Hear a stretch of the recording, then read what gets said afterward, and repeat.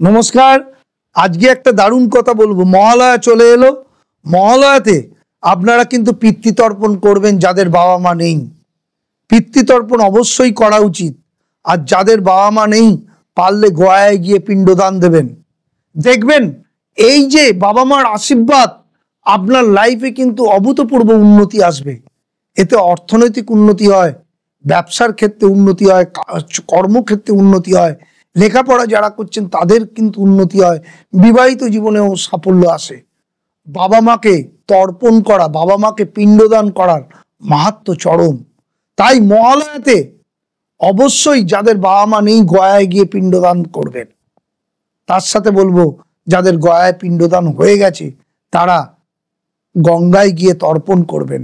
দেখবেন বাবা মার আশীর্বাদেই আপনার লাইফে সাকসেসফুল লাইফ সৃষ্টি হবে। নমস্কার, ভালো থাকবেন।